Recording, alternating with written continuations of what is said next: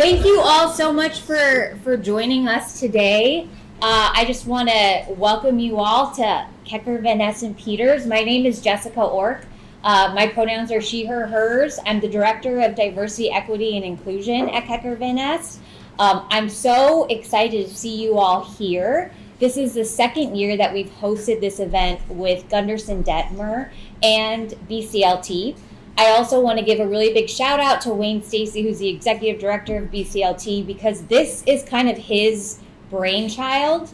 Last year, we were all talking about how recruiting for 2L summer associate positions is just getting a little bit bananas and things are moving really fast. And so Wayne, BCLT, Gunderson, and KVP kind of got together and we figured, hey, we really see a gap here and we want to make sure that we are supporting all of you in finding the right fit and finding the right path for your 2L year and beyond.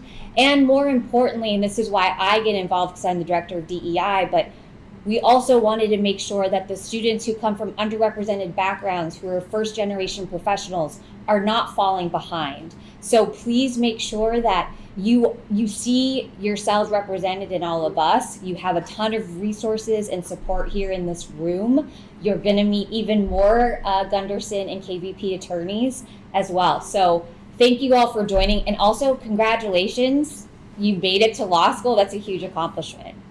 So I feel like we need to give you a round of applause. Okay, so I am going to ask all of our panelists to introduce themselves. So Jackie, I'm going to start with you. Where do you work? What do you do there? And what year did you graduate from law school? Thanks. I'm Jacquie Andreano. I think there's a sign. My pronouns are she, her, hers. I work here at Kecker Van Ness Peters. I'm an associate, and I graduated Berkeley in 2020. Yeah. I'm Brenden Glapion. Pronouns are he, him. I'm a corporate associate at Gunderson Detmer, and I graduated from Berkeley Law in 2020. And I am Kate Ortbahn. You may recognize me from talking at you in a couple of the programs already, but I'm at the CDO at Berkeley, and I graduated the University of North Carolina Law School in 2016, and I was a real estate and private equity attorney for 7 years in Dallas, Texas, before joining a CDO. Awesome. Okay, so by a show of hands, do any of you have lawyers in your family? You do. Okay, show of hands out here. Raise your hand if you have a lawyer in your family. Yeah. Okay, we got it all.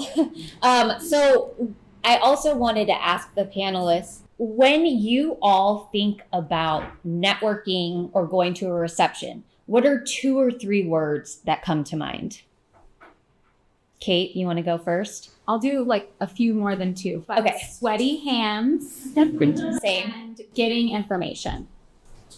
Brenden? I would say intimidating, but also exciting. Okay.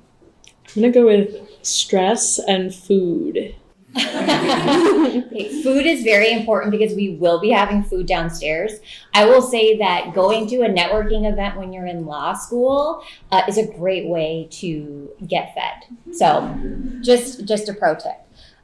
So I ask that because I want you all to see that we all kind of have common experiences when we think about networking: sweaty hands, food, scary. So if you feel that way, you're in good company. And my hope is that our panelists are going to, it's not even a hope, I just know because we did a prep call and they're amazing. They're going to all give you really good advice. So we want to kick things off by kind of talking to you all about what pre-recruiting is. What is a networking event? What are all these law firms going to talk to me about? And so I want to go to Kate because Kate is our resident expert from the CDO. Kate, can you give us a quick primer and tell the students what to expect from these types of pre-recruiting events?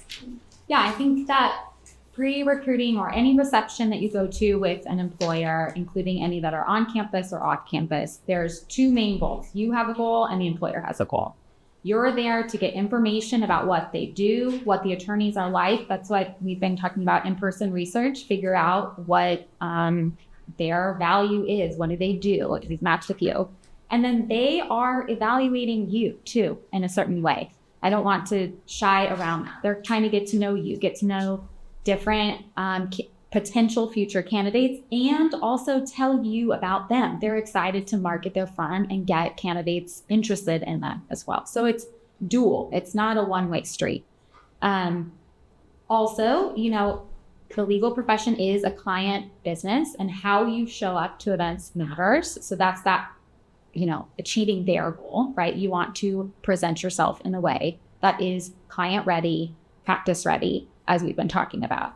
So how you show up matters. And that means some preparation should go into every event beforehand, both to make sure that you want to go to that event and that you present the best version of yourself, if that makes sense. So I think we'll get more into that later. Yeah, for sure. So I'm hearing in-person research, info gathering. It's a dual, like, mutual process. I will just say, like, preparing for an event is really important, but we also know that you just started. So there is no preparation needed for this event. This event is to kind of give you the foundation to get started. So building off of what, you know, Kate said, this is really important, right? For Jackie, I'm thinking, like, think back to when you were in law school. It gets harder and harder to make time for these types of events. And so we have a big group here, but I imagine when briefs are due or your 1L legal research writing memo are due, it gets harder to make time. So what can you tell the students and kind of just give them a bit of advice about why it's important to make the time and how to make the most out of the limited time you have in your 1L year?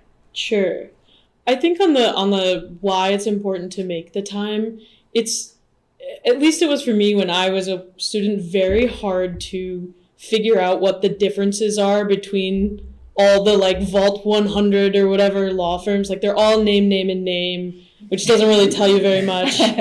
And, you know, all of them will, like, tell you that you're going to get stand-up experience, and all of them will tell you that you're going to get, like, world-class training. You know, everybody has the same sort of list of, like, these are our great things that we do for you. And many of them all have sort of similar, like, if you go on their website, they all do antitrust and class actions and IP, like, everything under the sun.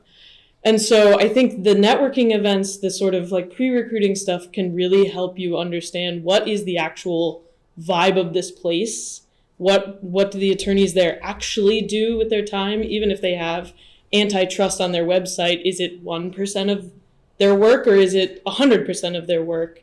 So I think, like, the in-person research can really help you figure out a lot more about what firms you're actually interested in, as opposed to kind of staring at the page and going, like, oh man, these are all the same.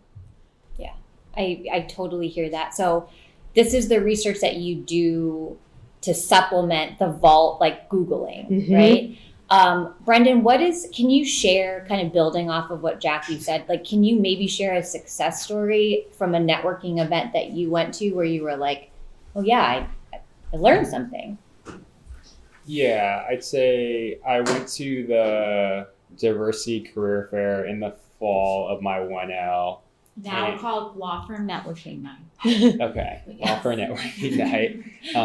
And I remember meeting one attorney who I just kind of really hit it off with, and I ended up getting coffee later, and he kind of served as, it helped me get a, like, interview for, like, the 1L fellowship that summer, and he was just, like, also someone I had in my Rolodex, and I got coffee with after, you know, meeting him at the networking event. And he was just, kind of like my first contact in big law, and helped, you know, just inform me and kind of, like, navigate, like, what big law is in general, and was helpful down the line as I was going through, like, the interview and, like, the actual OCI process. Like, it was someone I could refer to, like, in my interviews and be like, hey, I interacted with such and such, and I had a really good interaction with them, and that really spoke to the culture. So I think that was, like, very helpful.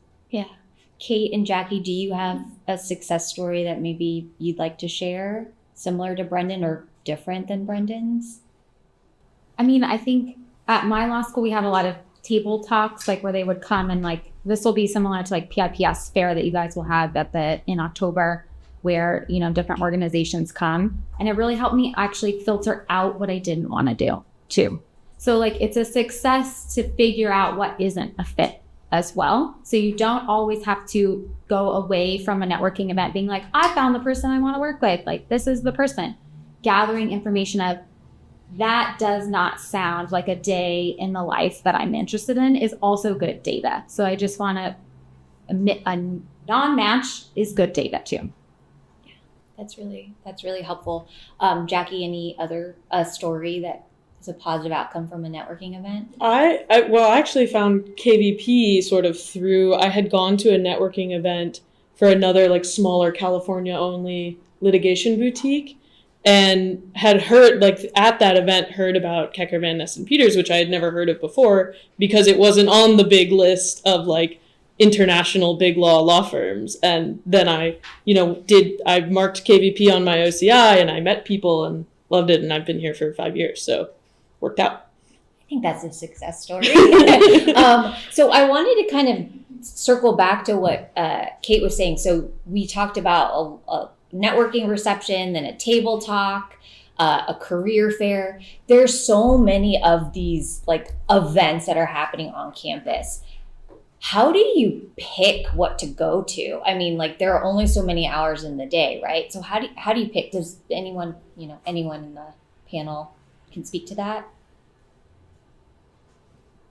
It's definitely a lot and like overwhelming. So if it feels overwhelming, like definitely like feel validated in that. I think I gravitated towards some of the like diversity or like affinity group related networking events. I also would just go to like random events that, my buddies would go to and just like tag along, or if they had like great food or great swag, like I would go to those as well. And I think, a point that Kate made that was like really good is just, meeting folks or like talking to people and understanding that like, oh yeah, like that doesn't sound interesting to me, or like, oh, what they do day in and day out, like I don't really see myself doing that. Like those are helpful data points to like help inform you, like what fits for you. And then, by just going to stuff, you're going to talk to one person. You're like, oh, wow, like, yeah, that sounds interesting. Or, oh, I want to learn a bit more about that. But you kind of need to go through the process.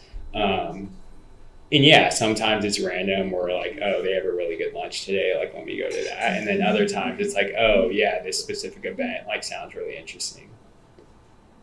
How about you, Jackie? Yeah, I would definitely start broad, especially if you're feeling like I did when I was a 1L, like I have no idea what I want to do. I don't know if I want to do transactional. I don't know if I want to do litigation. I don't even know if there's some third category. Like start broad and then you can kind of narrow down, as Brenden was saying. And I also think as you narrow down, it can be helpful to sort of prioritize things where you're going to get more smaller groups, so you can like go to a dinner over like 100-person networking event if you can. That's not always an option, but you just get more time to spend with the actual attorneys in those settings.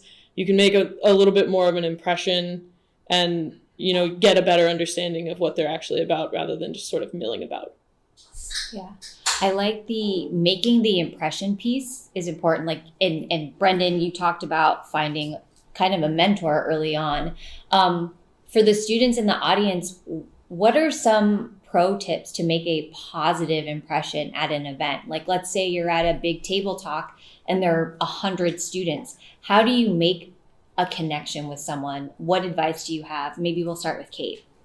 I think you should have a good handshake, number one. Even if your hands are sweaty, dry them off a bit. But I also love when students sound confident and start their questions with some sort of intro as to why they're interested, like a short intro. So frame the question in a way that sounds like you have read the sign and you are like, tell me what you do, but intro that in a way like, oh, I see that you do this. I have an experience that is related. Can you tell me more about your experience? That little package sounds a lot more put together than, oh man, what does the DA's office do? Or like, what do you do at Kecker? Like, it just sounds a little bit more professional. I love when students sound like that. Okay, handshake, confidence.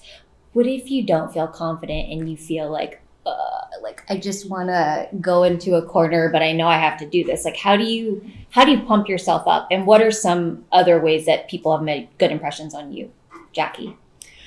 I do think that like confidence is key, even if you're not feeling confident. Sometimes what helps me with that is like, I'll bring a buddy with me because I'm a lot more confident in front of other people. Like I'm kind of showing off for my friends. And so I'll be like, come on, Molka, like we're going to go talk to that guy and I'm going to ask him a question for you. And so like a buddy can be really helpful if you're like, this is the most intimidating thing I've ever done. And I think other things that just make a good impression are, like showing a little bit about who you're talking to or the firm that you have gone to the thing. You don't have to do like hours and hours of research and like pull up some weird thing that you found in a footnote on their website. Like that can get a little freaky. But but like if you go to a firm reception and you ask them about like something that they totally don't do, that can be a little off-putting. So I think showing that you have done at least like a little bit of research can be helpful. Moderation. I think so staying in the middle, not too far in the extremes. Brenden, how about you? What are some positive impressions that students have made on you in the years? I would say echo everything Jackie and Kate said. I think coming prepared and informed. I'd say especially because Gunderson's like very niche. But I also like don't want to scare you guys for today. I know you're just in week 2. Like you did not have to prepare anything for this. But I think as you get kind of deeper in the process and maybe like once you start interviewing for Gunderson specifically, like we are kind of like operate in a niche space and we only do transactional work. Like we don't do litigation. So if someone in the interview is like, oh, like I'm really interested in your litigation practice, then it's like a clear indication that like, yeah, you probably weren't prepared. It's definitely a ramp up this semester, right? Like our expectations for you are like, I say our, but like, everyone's expectations for you are low right now. But like as the semester progresses and you are no longer new, expectations are going to rise, right? So keep that in mind as you get towards some of the bigger networking events towards the end of the semester or some of these one-on-one dinners later in the semester. You don't have to go to everything, but you can build on the knowledge you've learned through the semester as well to sound more confident, to sound more knowledgeable, to make comparisons. But that will come naturally. You don't have to be there now, but towards the end of the semester, you will get there if you show up and listen and take it in. Can I say one more thing on of course confidence piece, which is like one thing that really makes a great impression is when, I have a great conversation with a student or a fellow attorney. And sometimes that has like nothing to do with how good or prepared you are. It's just like sort of a fit thing. And so like, as Kate was saying, a lot of this is about, does this place seem like a place I want to be and that I would fit in? And so if you come away from an event and you're like, every conversation I had was so awkward, that isn't necessarily your fault. It doesn't mean that you're not projecting confidence or not doing the right thing. It might just mean that that place is not really a fit for you, and that's okay. Yeah. And to piggyback on Jackie, like there are going to be awkward conversations and there are going to be times where it's like, it's not a fit, and definitely like be attuned to that and be aware and like, don't let that, scare you or like take away from, some of your confidence and like going to the next event or like having the next conversation. Like that is just part of the process. And it is tough when that happens, but like, don't let that deter you. I like trust the process. Joelle Embiid, thank you. Trust the process. I'm hearing like just taking in this as data collection and not kind of a wins or a losses kind of thing. And if there's an awkwardness in a conversation, I mean, like who isn't awkward at times, right? We're like human beings. And I'm also getting the sense that these in-person events are really good ways to kind of vibe check with people. Was there anything else that I'm missing from kind of what we're getting from these events?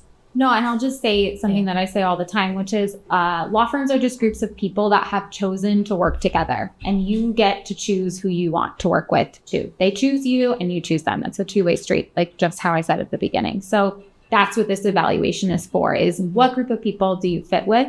It may be that you find a practice area that you like, but not that group of people. Maybe that practice area looks totally different at another firm where the people are more your style. You've got to be open and continue to, investigate all of these things. Yeah, investigating is important. Kind of, I think about confidence and how difficult it can be when you feel like you don't know much to project or convey confidence.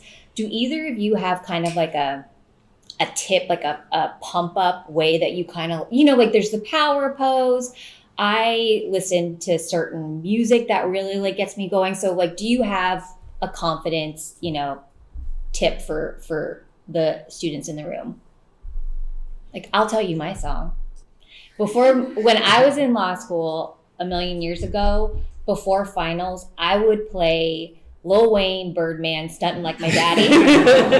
Because my dad he's the shit. And I'm like, if I have my dad with me, like, I got this. So I have a pump up song. I listen to a pump up playlist. I listen to my workout playlist. Okay. I also think bring a buddy is really my confidence tip. Yes. Like, bring a friend. Yes. Then you can show off for your friend and like pretend that you're doing this all for them, and that will help a little.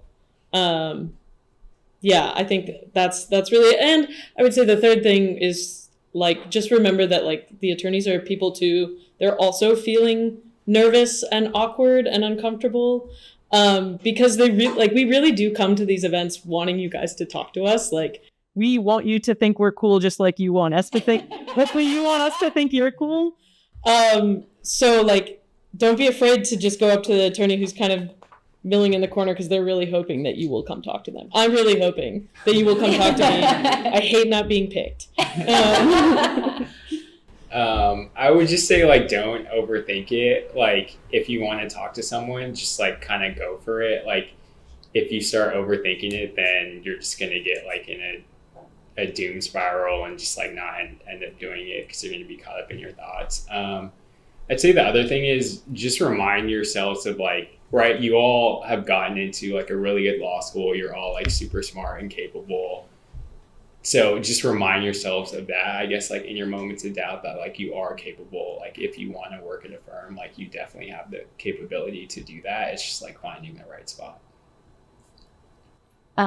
I like to get warmed up by having a conversation with a loved one right before I walked in. So like I'll call my mom and talk about something that's not related to the law, but I'm like fresh and quippy and I've had a conversation out loud. So the first thing that comes out of my mouth isn't like, So I like to do that, or I speak with my partner or a friend, like just for 5 minutes before I walk in. And that just helps make me feel like I have people who love me and I know how to have a conversation. And then I can walk in and be strong. Yeah. Yeah. And I mean, also the thing that I'm picking up on is like authenticity, like being who you are is super important. If you're going to pretend to be someone you're not, it's going to show through, right? I think we all probably can say that we've met people where you're like, you are not being like, I don't know who you are, but it's not working out for you, So authenticity is just so important. I wanted to pick up on the wing buddy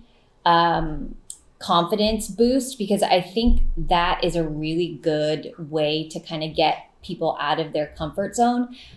However, how did you prevent yourself from just like being with your like wing buddy? And like, was that ever a problem for you? Did you like cluster? And then also when, as an attorney attending these events, do you notice little clusters, and how can you break out of that?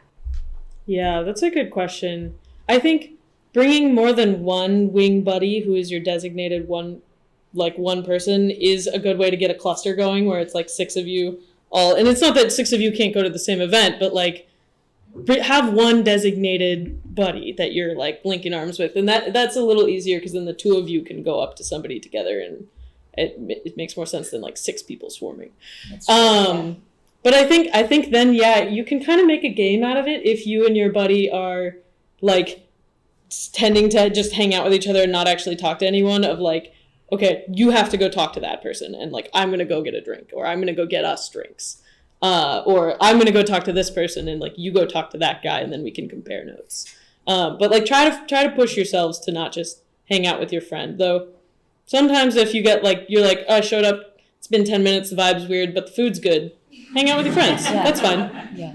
And that is also a data point. Like, yeah, good taste in food, but like vibes are off, Yeah. right? And then you get a nice Then you little got a meal meal. going, right? Yeah. And Food. a nice and friend time. Yeah. It's lovely. That's great. That's great. So I kind of thinking about like the potential awkwardness. When you approach, so like, you know, you all know it's important to do this in-person research, you're vibe checking, you got your wing buddy, you have your pump up playlist, you're talking to a loved one, you're feeling yourself. So you get to the reception. What are some tips? Like, how do you start a conversation? How do you just like approach someone? And are there some good hot spots that you can target at a reception that are good for like kind of beginners? I know that was really compound, but maybe we'll go with Brenden. Like, how do you kind of start a conversation? Where do you look to when you're like, I don't know where to go?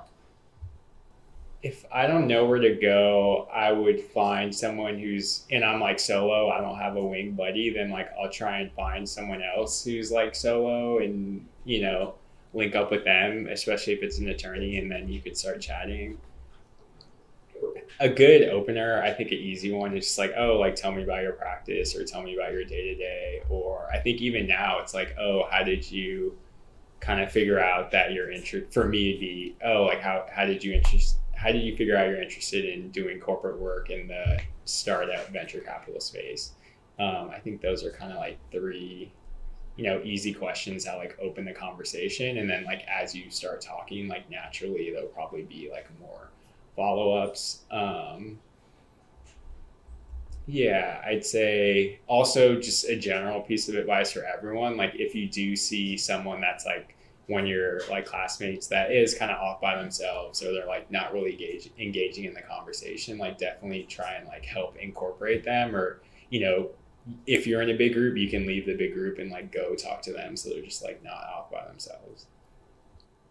That is so key. And I feel like attorneys notice that when law students are there and they're trying to like bring someone in or just we notice those things because like Kate said, the legal profession is a client service business. If you see a student being an a-hole and excluding someone, it just is like, I don't want to work with you because you're an a-hole to this person, then you're going to be an a-hole to me later on, you know? I'm not cursing because we are getting recorded. So I'm hearing like what Brenden is saying is open-ended questions and also finding a solo person to kind of ease your way in. Is there anything else, Kate or Jackie? I like starting conversations either in the drink line or in the food line with whoever you're with. So if you like show up solo, just like, oh, like you can just turn and talk pretty quickly to those folks. They're kind of also like vulnerable solo people as well. And then I always like to pay attention to the name tags. And I feel like firms are typically pretty good about the name tags will look different for students and attorneys. So you can kind of identify, even if you don't know who's another student, their name tag is going to look different than an attorney. So you can use like social cues to like find a buddy that's, you know, is not an attorney, and you can, you know, adjust your conversation and approach accordingly using those like cues. Yeah. Yeah.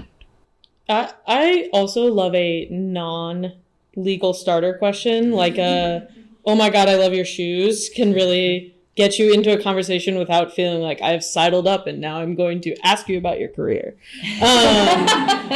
So like, it's like in the drink line or the food line is good for that too, because you can be like, I love cheese. And then it's like a little bit of an easier segue in than like, hi. So that's usually my method. I like that. Start with a compliment will get you really far, I think. And it doesn't have to be creepy. It could just be like, I like, yeah. Please don't make it creepy. Yeah. I should have come here. I don't know why I introduced that. Again, the awkwardness is just real. Okay, the natural connection, like being organic and authentic, like that's great. And I also feel like you all work so hard during the day. Like the last thing you want to do is talk, well, maybe not the last thing, but it is a really nice reprieve to be like, yeah, I did really like Love Island. What did you think about that? You know what I mean? And then you can flow, like, don't not ask people about Right. what you're there to learn about, but you can flow into that from a non-legal question. Yeah. What are the legal implications of Love Island? I don't know, but Can't be good. No, I don't think. I feel like there's a lot of emotional distress there. And these are all things like, this is why you're here, right? You're going to practice with everybody downstairs. Like, we are a good crowd for you. We all know that you were not supposed to come prepared. We all know that you just started law school and that this is training ground, right? So use us and get your awkwardness out. You know, it's always going to be awkward, right? So, you know, we kind of talked about like hot spots in in a reception, food, solo people, talking about normal everyday stuff. Let's say you're Brenden and you have an amazing conversation with someone. How do you keep that going? Like, what do you do next? I'd say it's totally appropriate to like follow up over email or like, I don't know, people still do. I don't have a business card, but maybe some folks do. Yeah. You'd ask for a business card and then, follow up and, kind of continue the conversation over, see if they can get coffee or do like a Zoom coffee or something like that. Just continue the relationship. I'd say there's kind of like rules and decorum about that we can get into. Just like, maybe like follow up once, maybe twice, and then if they don't get back to you, like definitely don't like spam them a ton of times. Like we can be on a really busy deal or like in trial and just like our email's crazy for a couple weeks or for an extended amount of time, so we just like can't get to some stuff. I'd say just like use good judgment or good EQ when like following up with attorneys to like continue the conversation. But I'd say that's like a next step you can do. And don't take it personally. They're not ghosting you, they're busy. So I feel like that's a big thing. You're not the main character of their story. So remember that. It can feel a certain type of way, but I encourage you not to take it personally. Yeah. Go ahead. No. I was going to say this. I definitely think if you have a great conversation, you should follow up. And if you can't remember that person's name, there are pictures of like everybody who's ever worked at a law firm online. You can go to that, like, as long as you remember the law firm's name-ish, you will be able to find them on the website. So I don't think I knew that when I was at 1L. I was just like, well, I'll never see that guy again. So go to the website and then shoot them an email, and it's not that weird to do that. But I would say like quality over quantity on that. Like if you meet 5 people at at KBP's networking event, you don't have to email all 5 of them to say, oh my God, I loved our conversation and your hair and I'm in love with you and let's get coffee. Like pick the one that you actually really liked and had a connection with, and then email that person, because people at law firms do talk to each other. They do. Don't do that. And that sometimes, and I'll share this like anecdote, like people are doing that are experienced lawyers that are like 5 or 7 years out, where you're like, you actually should know better, please do not do this. So I share that because people who should know better are doing it. So it's not something that maybe is obvious, but we're telling you that you should not spam everyone at a law firm. And quality over quantity and like moderation, these are all kind of things like you all know because you got into Berkeley Law. So I'm assuming that you've got a good foundation there.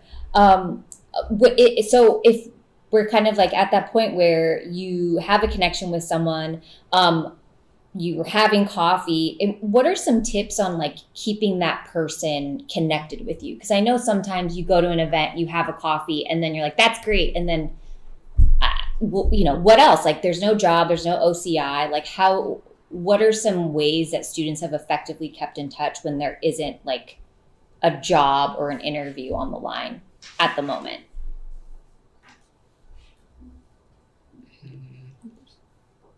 I think it's a good question. I think, well, like if you've gotten the coffee once and you have like 8 months to go until job season, wait a couple months and then maybe get another coffee and be like, I learned some more stuff.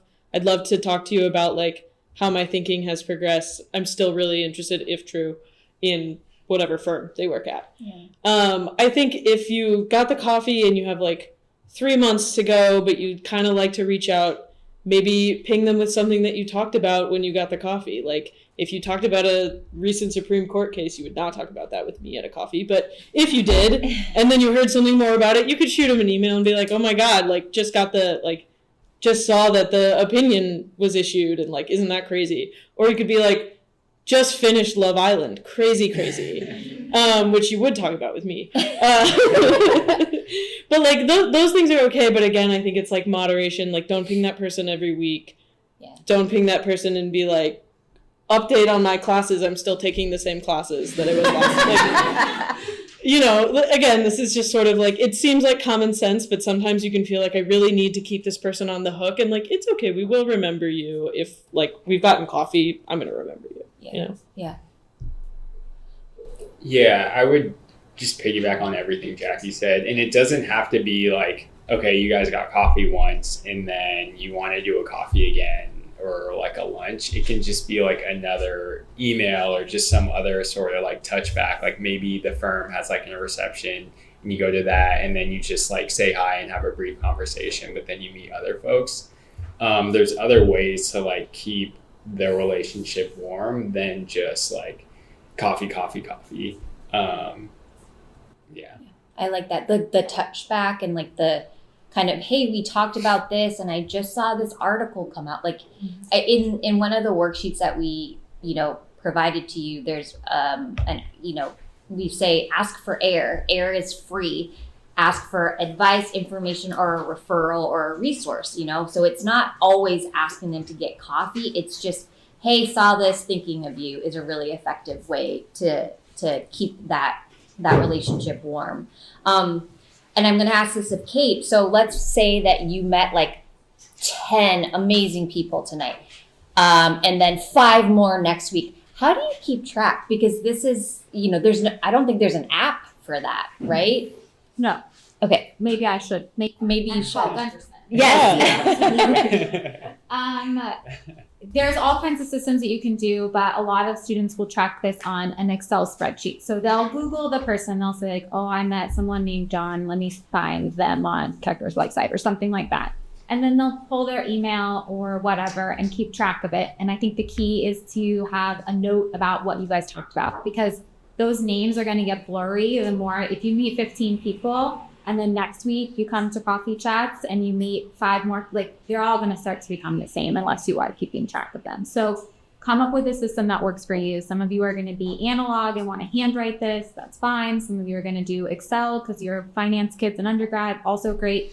Some of you are going to do a note on your phone, which you may do like you talk to someone and then you like go get in the food line and quickly write yourself a note about, okay, I met this person and we just talked about this, because your memory is like a goldfish, right? So like you know yourself and figure out a system that works for you, but it's really important to keep track of them. And we talk about citing these in your application materials. I think the quality over quantity in citing also matters. Please, I feel like the team can talk about this. Yeah. Like citing that you met 15 people at the firm is not going to help you. No. And Jackie's on the hiring committee at KVP, so you can attest to like the cover letters that are like, I met this person and this person and this person and this person. And then nothing else. And like, I don't, that gives me nothing. Yeah.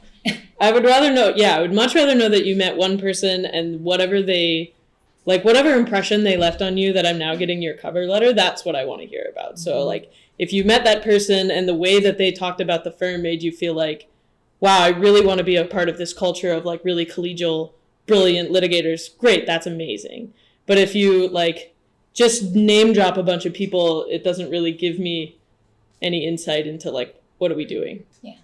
And it's like you're trying to get to know the firm and you're showing them that, right, in your cover letter. And they also want to get to know you. So the citing of 5 million names is like not a way to show them who you are. particularly true when I then go ask those people and they're like, I have no idea who that is. Like, because I will do that. Yes, people talk. Legal community is small. Like, you'd be surprised. Right? I still get messages from people at my old firm that are like, hey, what about this person? When they're lateraling, they're like, I know you overlapped with them at this firm. What's going on? Yeah. They just want to know. So Their impressions matter and they last. Which is why the like don't be an a-hole is super important, because we pick up on that, we see it. It's not cool, right? Like, we have enough to worry about these days. So we have like a couple of minutes left. Does anyone have, or I'd love to take questions from the audience, at least like one or two. Yes, thank you. Hi. My SoCal girl. Yes, SoCal IT. I had a question. A few of you mentioned vibe checking several times. What is your favorite question to vibe check a firm? That's a good question. I think my favorite vibe check is like, what does your day look like right now? Not like, what does your day to day look like generally? Because then someone will give you a wishy-washy answer of like, well, like last year it was really chill. But like today, how is your, like, what does it look like? What does your workload look like? Are you having dinner tonight? And that, like, that can kind of be a helpful read on like, is that person suffering? Yeah, I don't think this like directly answers your question, but I'd say like a pro tip is like to talk to the laterals, like both in and out. Like, if you talk to like someone who lateraled from one firm to Gunderson, like they're gonna have like a lot of insight into like both Gunderson and the firm they came from, and like what kind of factored into that decision. And also vice versa, if you're like talking to a firm and like someone left Gunderson to go there, then like they're gonna give you like the real like how they feel about Gunderson. So I think the laterals kind of have like unique insight and like more data points than like me, who like I've always been at Gunderson since I graduated. So I think also how the attorneys speak to each other, you can observe that. They're watching you, watch them back and see how they talk to each other. See if they know each other or if they're friendly to each other. You guys can get a lot of data about what it's like to work at the firm.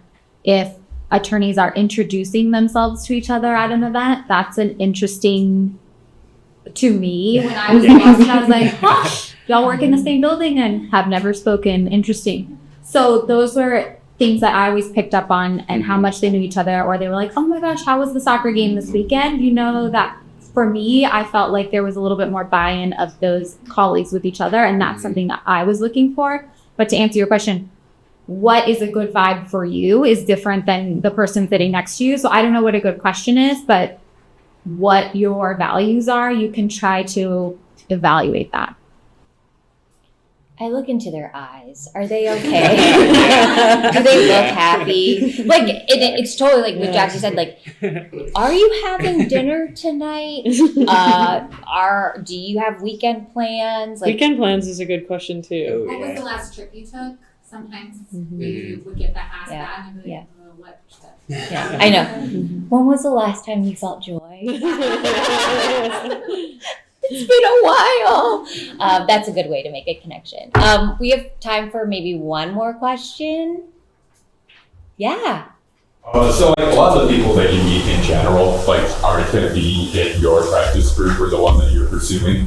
So I guess, I don't know, whether it's practicing full time or thinking back to when you were a student, like what were your ways, or what are your ways now for just kind of like hopping through each other's networks and kind of connecting each other? It's like people you think it's a really good idea for people like connect to on either side, who, you know, might not be in the same room where you're only meeting someone or talking to someone. Understand?